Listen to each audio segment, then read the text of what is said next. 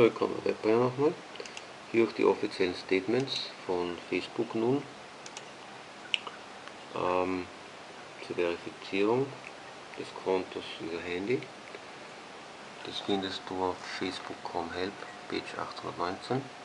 Aber im Prinzip geht es darum, dass man hier die Philosophie von Facebook nachvollziehen kann, die einfach sagen,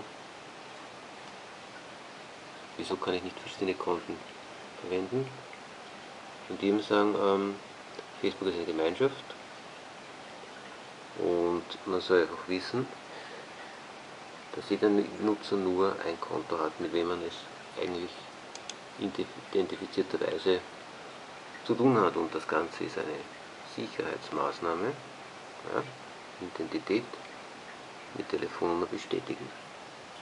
Okay? Und ich habe versucht, mich mit dem Handy zu registrieren, aber die Nummer ist bereits registriert. Was kann ich tun? Dazu verfolge eben das Video, das ich hier eingestellt habe, was Facebook macht, wenn